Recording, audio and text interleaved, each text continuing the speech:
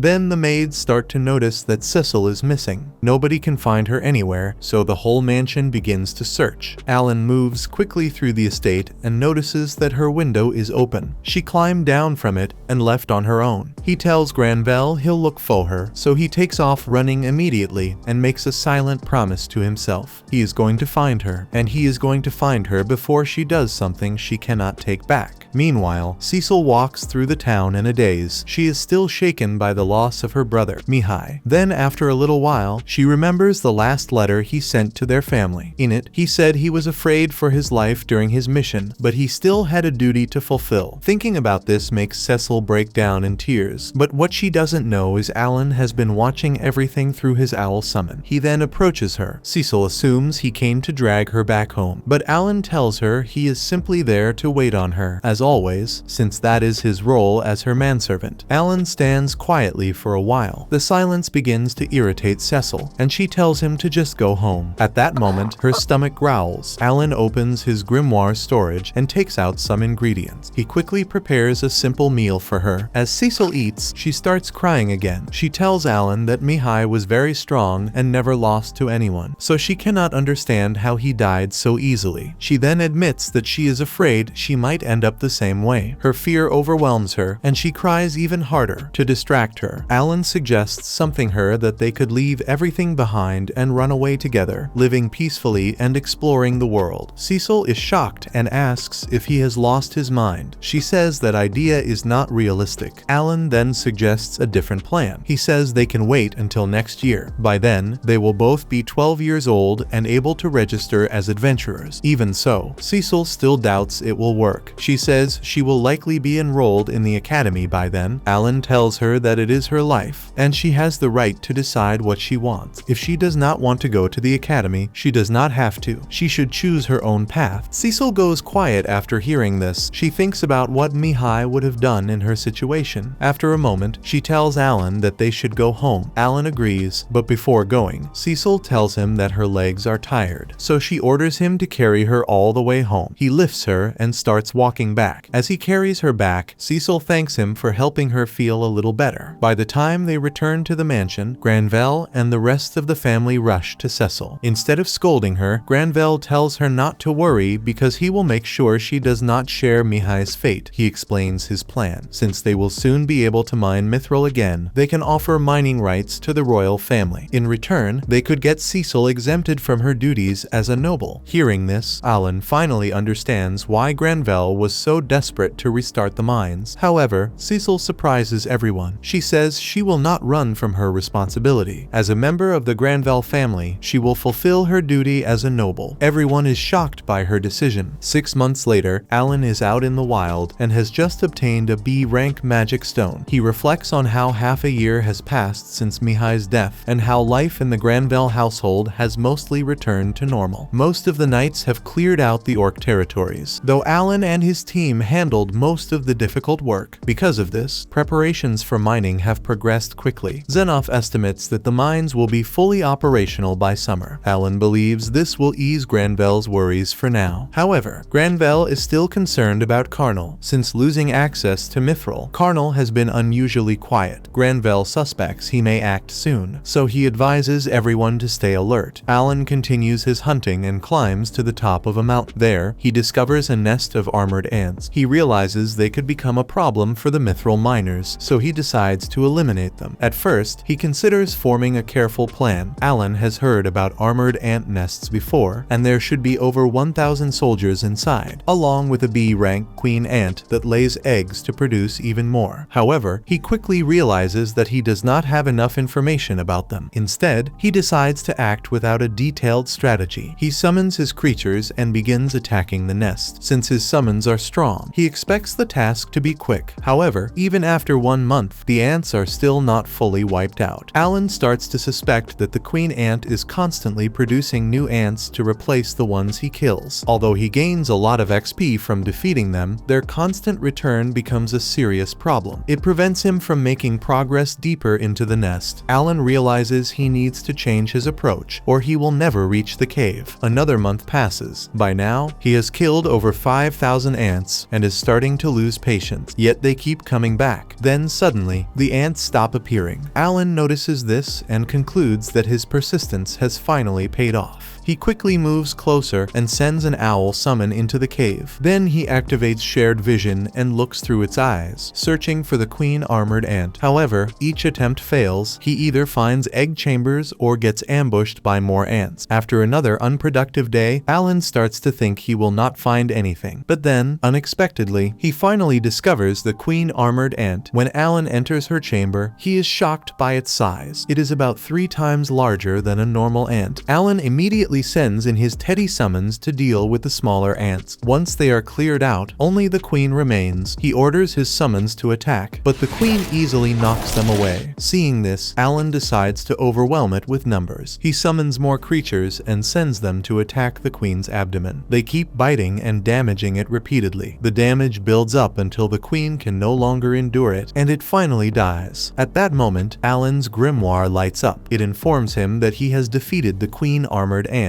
and gained over 45,000 XP. It is already too late to return to town, so he decides to stay there for the night. While looking around the area, he discovers something unexpected. He finds mithril ore inside the cave. The next day, Alan returns to the mansion with the queen ant's exoskeleton. He expects a strong reaction, but to his surprise, Granvelle and the others do not seem impressed. Granvelle says he finds it hard to believe that Alan could defeat an entire ant colony by himself, including the queen. Zenoff agrees, pointing out that even trained knights would struggle to handle such a task. To prove it, Alan reaches into his bag and takes out the mithril ore he found. As soon as they see it, Granvelle and Zenoff are shocked. This confirms that Alan really went into White Dragon Mountain and cleared the ant colony. Granvelle immediately demands a full explanation of what happened. Cecil watches this and realizes that Alan was telling the truth all along. After Alan explains in detail how and where he found the mithril, it becomes clear that he has discovered a new 5th vein for mining. As a reward, Granvelle forgives him for staying out overnight without permission. He also says that since Alan found the vein, he deserves a share in it. Granvelle offers him 30% of the mining rights. Alan is confused and does not fully understand what that means. Sebas speaks up and tells him he will understand the benefits in a few years. Later that year, in October, Alan turns 12. Work on the mithril mines resumes after being inactive for centuries. However, the new vein Alan discovered will not be mined until the following year. Alan reflects on his situation. He has already cleared the surrounding areas of dangerous monsters, so there is little threat nearby. He also no longer has to worry about money because of his share in the mines. Even so, this does not sit well with him. He prefers a more challenging life and does not enjoy staying comfortable for too long. At that moment, Rickle arrives and informs him that a royal messenger has come. Alan wonders what the matter could be. Everyone gathers in the dining room. Alan notices that the situation is serious, especially since Viscount Carnal is also present. Granvelle asks the messenger why they have come. The messenger explains that the Carnal territory has suffered heavy losses in mithril production since the White Dragon moved into their region. Because of this, they have brought a proposal. Granvelle reads the document and is shocked. The proposal is to jointly manage the White Dragon Mountains. The messenger confirms this and says the contract was personally prepared by the Vice Minister of Justice. He also says that Viscount Carnal has already signed it, so only Granvelle's approval is needed. Granvelle clearly thinks the idea is unreasonable, but he remains calm. He says he will first travel to the royal capital to review the situation. The messenger becomes aggressive when Granvelle does not agree immediately. He storms out and warns Granvelle that he will regret this decision. After they leave, Granvelle grips the contract in frustration. He says it is unfair despair that after losing access to the mines for a century, others now want to claim half of it. Granvelle asks whether Zenoff is still at the White Dragon Mountains, and Zebas confirms that he is, adding that he will return within 2 days, so Granvelle decides they will go to the royal capital once Zenoff returns to settle the matter. Later, while Alan and the other servants are discussing the situation, they suddenly hear loud screams from upstairs. Alan runs up immediately and finds bandits trying to abduct Cecil. Granvelle is informed and is shocked by the situation. Alan draws his mithril sword and starts fighting the bandits. However, they are stronger than he expected. He uses buffs to increase his strength and speed. The bandits notice this and throw a gas grenade. The gas knocks Alan unconscious. A few hours later, Alan wakes up beside Cecil. She is tied up, and he soon realizes that he is also tied up. However, as a summoner, he can still fight even while tied. He summons Chappie and uses shared vision to scout the area. He discovers they are inside a large space that looks like a warehouse with the kidnappers nearby. A man named Dagra enters the room and asks why Alan was taken as well. One of the bandits tries to explain, but Dagra punches him in the gut and reminds him that he is in charge. Before leaving, he orders them to kill Alan if he causes trouble. After Dagra leaves, Alan overhears the bandits talking. They talk about how there's some sort of war going on, and that Zenoff is their biggest concern because of his strength. Alan realizes waiting for rescue is not a good option. He decides to act. He tries to reach for his weapon, but realizes he dropped his mithril sword earlier. He also understands that fighting while protecting Cecil will be difficult without it, so he decides to gather more information first. Using Chappie, he scouts further and discovers they are not in a warehouse, but on a large magical airship. The ship is big enough to even have a restaurant. He also confirms that Viscount Carnal and the Royal Messenger are involved. He overhears Carnal talking about using Cecil as a hostage to gain control over the mining rights. At that moment, Cecil wakes up and begins to struggle. The kidnappers consider hitting her to keep her quiet. Alan realizes he cannot wait any longer. He summons Papillion and uses it to put one of the kidnappers to sleep. Then he breaks free from his restraints, stands up, and prepares to deliver some payback. Alan immediately gets to work and uses his summons along with some martial arts to take down the thugs in a matter of seconds. But just as he goes to free Cecil, Dagra spots him, teleports over to him, and kicks him away. Dagra walks over to Alan slowly and asks why he looks so surprised by his teleportation, as if he has never seen a skill before. Alan has no idea what he means by skill, but either way, things are looking really bad for him. Just as Dagra moves in to finish Alan off, Alan's bird summon copies the voice of Viscount Carnal, which throws Dagra off and gives Alan the opening he needs to use his spider summons to wrap Dagra up in their silk while he gets away with Cecil. Dagra struggles and does everything he can to break free, but it is no use. Alan then uses some protection summons to block the way in case Dagra manages to get loose. Alan then runs through the hallway carrying Cecil until he spots a window. Even though it is extremely high up and roughly 100 meters from the ground, Alan tells Cecil they are going to have to jump. Just by the look on Cecil's face, she does not think that is a good idea at all. But Alan thinks it will be fine because he is just going to push his endurance as high as it can go so he can survive the fall. With that, Alan jumps off the airship with Cecil in his arms, but the force of the impact is far greater than he expected. Cecil comes out unharmed, but Alan ends up with 2 broken legs. It is not a big deal though, as he is able to use the Mueller's flower to heal himself right away. After that, he looks over at Cecil and tells her they are heading back home. But Cecil jumps to her feet and fires off a string of questions at Alan, wanting to know how he got so strong and where he even got those monsters from. Alan just tells her there is no time to explain because there is a chance the people on the ship are going to start coming after them. So she hops onto his back and Alan takes off running toward the Granvelle estate. Alan uses his owl summons to scout ahead and sees that Dagra and Carnal are steering the ship straight toward him. So Alan starts taking several different routes in a row, trying his best to shake them off. Alan can tell that Dagra is using tracking magic, but luckily for him, it is only the kind that follows footprints. So Alan jumps onto the rooftops and leaps across them until they reach the walls of the city. Alan uses the shared vision of his summon to check on Dagra and sees that he is still busy searching for them down on the streets, so Alan is certain they have managed to shake him off. Alan then tells Cecil that they are going to be leaving the city and that there is a border checkpoint for the Granville fiefdom at the northern edge of the White Dragon Mountains, even though it will take them a couple of days to get there. Alan thinks that is their best move, and Cecil agrees. Alan summons his protection summons and leaps across their shields so that they leave no footprints behind and cannot be tracked. Later that night, they set up camp and Cecil asks Alan why he never told anyone that he actually had a talent after all. Alan simply replies that nothing good ever comes from making it public. Cecil sees the logic in that and goes to sleep. The next day, they continue their journey and Alan figures they should be pretty far from Carnal City by now. He uses his vision share and sees that Dagra is still out there searching, running along the circumference of the outer edge of the wall and pushing forward. Alan realizes that is a problem because Dagra is bound to come across their footprints eventually, so even though he knows it will slow them down, he keeps leaping across his summoned shields to avoid leaving any more tracks behind. After about a day and a half of traveling, they finally arrive at the border checkpoint of the Granville fiefdom, and the knights there are relieved to see them make it back safely. But just then, Alan uses his shared vision and sees that Dagra has just found their footprints, so he turns around and immediately takes off running with Cecil. After he fills Cecil in on the situation, she wonders why he ran since she figures they would be safer staying with the knights. But Alan tells her that the checkpoint does not have nearly enough men to handle someone like Dagra. He tells her not to worry though, because at the pace they are moving, Dagra will not be able to catch up. He also tells her that before Mihai left on his last mission, he made him a promise to protect her no matter what, and that is exactly what he is doing. Cecil breaks down in tears at hearing that and thanks him. They keep moving the next day and Alan figures they should reach the Granville estate by tomorrow. But then all of a sudden, Hawkins senses something behind them. A murdergalsh is chasing after them. Alan realizes this is not just any random murdergalsh, it is the very same one he faced 3 years ago. He weighs out his options and decides that the best move right now is to take it down here and now. After a moment, he turns around to face it while Cecil hides behind a rock. His plan this time is to hit it with every heavy hitter he has until it goes down. He goes all out, sending in his most powerful summons to distract it while he throws a metal ball. But the murdergalsh has learned from their last fight, blocks the attack, and takes every single one of them down with ease. It then leaps close to Alan and grabs him with both hands, lifts him into the air, and drops him straight into its mouth. Cecil watches in disbelief, thinking Alan has just been bitten in two. But even caught between the murdergalsh's teeth, Alan is still alive. Just before he was picked up, he poured every last stat he had into endurance and HP, and that is the only reason he is still breathing. He then summons his electro blade and drives it straight into the murdergalsh's eye, sending a powerful surge of energy through it that kills it for good. His grimoire lights up to let him know he just earned 82,000 XP for the kill. Cecil runs over and throws her arms around Alan with tears streaming down her face, telling him she genuinely thought he was gone. Alan tells her it is not a big deal since he used the healing leaves to recover, but that aside they are still not safe, so he tells her they need to keep moving before Dagra catches up. But it is already too late for that, as Dagra is standing right behind them. Dagra yells over to them, telling Alan that he made it a nightmare to track them down and that he is going to pay for that. Alan tells Cecil to stay back while he handles this, but he is immediately sent flying because Dagra is just that fast. Alan is already running on empty from the fight with the murdergalsh and can barely even get back on his feet. Dagra slowly walks toward Alan and raises his sword, telling him he is going to make his death as painful as possible. But just before he can follow through, an unexpected fireball cuts in and stops him. Alan looks back and is stunned to see it came from Cecil, making this the very first spell she has ever cast. But Dagra just gets angry about it and backhands her across the face. He tells her how much he would love to finish her off too, but he cannot because he still needs her as a hostage. He then turns back to Alan and is about to land the final blow when he notices that Alan is smiling about something. That is when Xenoph walks in out of nowhere. It turns out Alan had sent his bird summon to alert Xenoph the moment they left the border checkpoint, So now that Zenoff is here, Alan lets himself relax. Dagra stands across from Zenoff and makes no secret of the fact that he hates knights, so he immediately lunges forward and drives his sword straight into Zenoff's chest. But to everyone's shock, it does absolutely nothing. Alan watches this and figures that knights must carry an insane amount of defense. In response, Zenoff simply lets loose his forbidden technique, the Aura Slash, which releases a tremendous burst of force that cuts Dagra clean in two and finishes him off for good. After that, they all make their way back to the estate, where everyone is overjoyed to see that Cecil and Alan made it home safely. Not long after, they sit down for a meeting where Alan lays out that he is certain Viscount Carnal is the one behind all of this, and that his plan was to take Cecil hostage in order to force Granvelle into giving up his rights to the new mithril mines. Granvelle hears this and immediately tells Sebas to get a carriage ready because they are heading to the royal capital right now to report everything. But Alan does not think that is the best move. Going that route would mean the royal messenger, who was mixed up in all of this, would walk away without facing any consequences. Instead, Alan puts forward a different idea. He will give up the mine rights that Granvelle handed him the other day and use that as a bargaining chip to persuade the king to launch a full investigation and bring the matter to a proper resolution. Alan knows this is technically bribery and means Granvelle is going to have to get his hands dirty, but Alan believes that is exactly what it is going to take to keep him and his family safe. Sebas immediately speaks up and tells Alan that he is completely out of line, but Granvelle stops him and says that Alan has a point and that they are going to go with his idea. A little while after that, the king was informed about Cecil's kidnapping, and all those responsible were brought to justice. The Carnal fiefdom was then shut down and placed under royal rule. In light of what Alan and Cecil went through, Granvelle granted them both permission to attend a lecture covering the details of a noble's duty. The old man tells them that nothing they hear today should leave this room. They are given information about the continent they live in. Their kingdom is called Ratash, while the continent to the north of them belongs to the Empire of Jayamut. Although their kingdom has been invaded by the Jimatan kingdom before, the two are currently at peace. The true timeline is known as the Demon Lord history, which began on the Forgotten Continent, where the Demon Lord first appeared 112 years ago. Back then, the Demon Lord wanted to rule over everything and demanded that the leader of every country bow down to him, and as expected, not a single one agreed. Then 55 years after that, they went through what became known as the Great Calamity, where every monster across the kingdom jumped up by one rank, and the Demon Lord finally went on the offensive, invading the central continent with an army of millions of monsters all ranked B and above. Many people lost their lives during that period, and 4 countries were wiped out in just a few short years. Faced with that level of threat, the Empire of Jayamut stepped up to form a 5-continent alliance and called for each country to set up an academy. Any child born with a talent would go through training, and when the time came, they would be sent to the front lines. However, even that was not enough to stop the Demon Lord's push, and more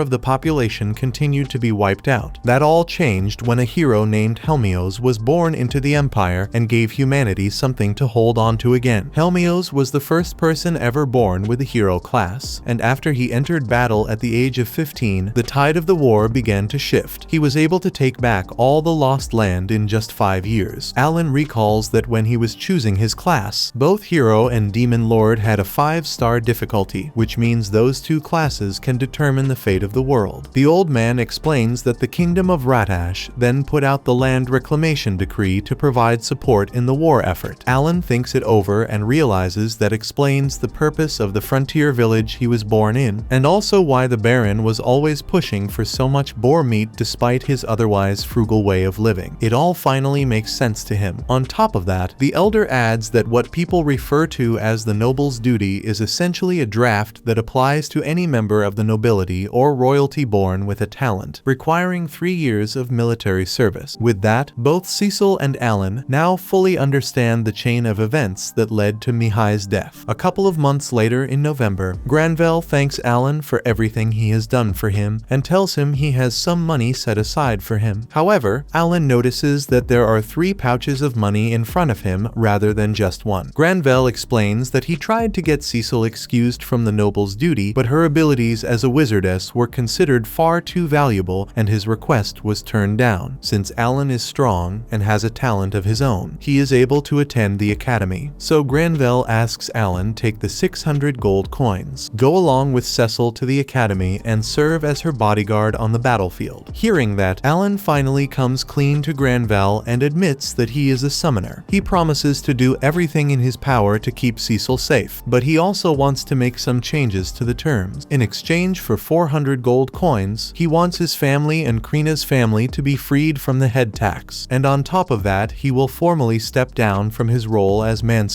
meaning he will operate independently while still providing protection to Cecil. Granvelle listens and tells him he already saw this coming. He then signals to Sebas, and a decorated dagger is brought over and handed to Alan. Granvelle begins by explaining that he was recently promoted to Viscount, and that Alan played a major part in making that happen. The dagger he now holds is a symbol of his standing as a guest of the Granvelle family. It is a sign that the Granvelle family will always have his back, and that he will always be welcome, no matter what situation he finds himself in. Alan looks down at the dagger and begins to take in the fact that this is the end of everything that has built up over the last 12 years. One thing that always stayed in the back of his mind was why he was reincarnated into this world rather than simply being sent here. But now he feels like he understands. Being born into serfdom led him to hunting, which led him to working his way into the service of a baron. And without all of that, he never would have built up the skills needed to attend the academy or even stand a chance against the demon lord. He figures this also explains why hell mode exists. Elmia was looking for someone like him, someone who could push through the brutal reality of being reincarnated with nothing. And since the demon lord is still out there posing a threat even after the hero arrived, they need him as a summoner to help set things right. With all of that in mind, Alan looks Granvelle in the eyes and accepts his request. This was the end. Subscribe to not miss more recaps and watch the next video on screen.